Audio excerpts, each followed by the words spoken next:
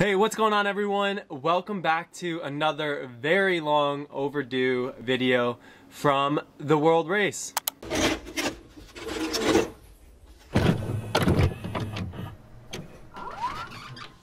Oh, hey there. Welcome to the World Race.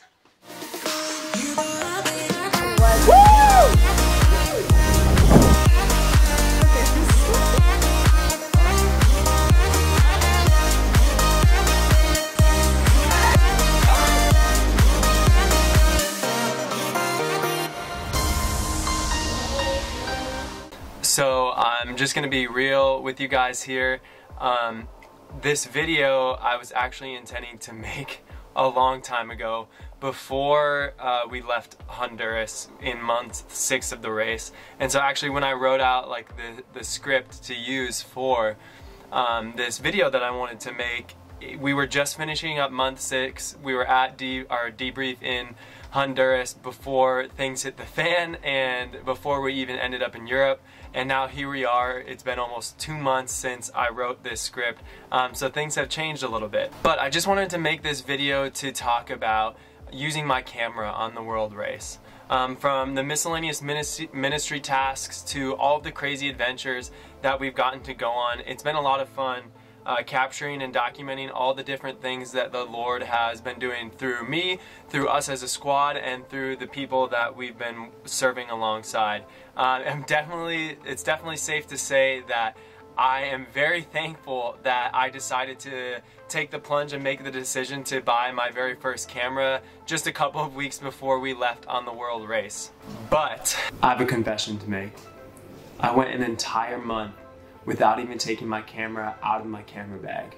Yes, despite the joy that I've found in capturing and documenting this journey, it certainly hasn't come without its many challenges. It has been a bit of a back and forth battle between wanting to capture and record all of these things and then feeling the need to be present in every moment and in the things that we're doing without attempting to record it. I know that the memories that I've created capturing things with my camera along this journey, those memories will last a lifetime.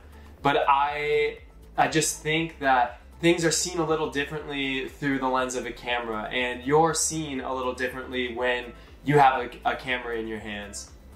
For starters, it can be very easy to perceive always like constantly recording all the different ministry activities and the things that we're partnering with the Lord to do around the world as a way to embody some sort of like white savior complex, and that is the absolute last thing that I want to do.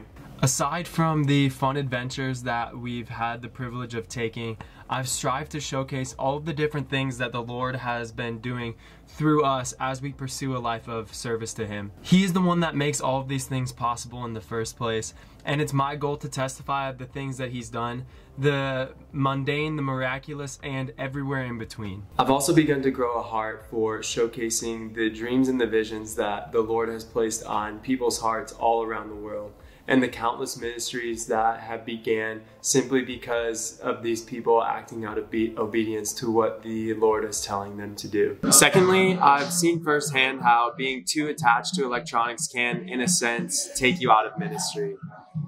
For one, it can be hard to be fully present in the moments and activities when you're too focused on capturing everything with the perfect shots and with the perfect angles. Sometimes it can also be a challenge to reveal that you enjoy taking videos and photos. As some ministry hosts might then expect you to do this constantly, causing you to lose out on some of the opportunities to experience the ministry and to serve, which ultimately is why you're there in the first place. Lastly, and most importantly, I firmly believe that discernment is needed when capturing ministry activities. There's a time and there's a place for having the camera out, and I'm a firm believer that not everything needs to be captured. I think it's important to be wise and respectful to the people and the communities that I'm serving with, and to not let my need to capture everything diminish or take away from what the Lord is simply trying to do in those places and in those people. So that brings me here. A month without my camera, by choice. Why? If you haven't read my blog about our first month in Honduras yet, and I can't blame you because I wrote it over 3 months ago, Let me catch you up to speed. Month 5 of our race was an all-squad month. For an entire month, all 45 of us were placed on top of a mountain outside of a town called Comayagua. We were partnered with a ministry called Catracho Missions, and after back-to-back hurricanes in November of 2020, Pastor Paul, our ministry host leader, felt called to take the gospel to the mountain villages outside of the city of Comayagua. With that being said, our main objective in coming alongside Pastor Paul was to build a physical church building on the mountaintop property in order to help him begin building a church community in these remote villages. The majority of our time was spent doing various types of manual labor, and I honestly hit the ground running, thriving in this type of ministry. We spent entire days chopping down and hauling bamboo up and down the mountain back to the church property to be used for the structure of the church. The same went for very large trees for the supports of the church, as well as for tables and for benches. Clearing and leveling out 2 plots, one for the church and another for a women's center, occupied a lot of our time, as well as various other tasks, such as constructing barriers on the sides of the cliff to help prevent from future landslides, creating additional campsites for all of us to stay at, and digging a massive 7 by 8 by 9 foot latrine for a new bathroom on the church plot. It was a month full of abandonment and connection, a month living in a tent without electricity and running water, sharing one single toilet amongst roughly 70 people. It was incredible feeling fully present during our ministry time, giving my heart and strength to the work we were doing without even thinking about trying to capture everything on camera. I was taking advantage of every opportunity to learn and do things that I never would have the chance to experience working a desk job back home, all while getting to work alongside the 44 other members of our squad and the 25 Hondurans partnering alongside this ministry. My motivation to create during that time was lacking completely, and it's honestly really ironic reading this back now as I am recording this, just finishing up our 6-week time in Albania, because I walked through something almost identical to this month in Honduras, where I barely used my camera at all to capture what we were doing for ministry. For this first time, as well as the season I just walked through, taking the step back was very much needed.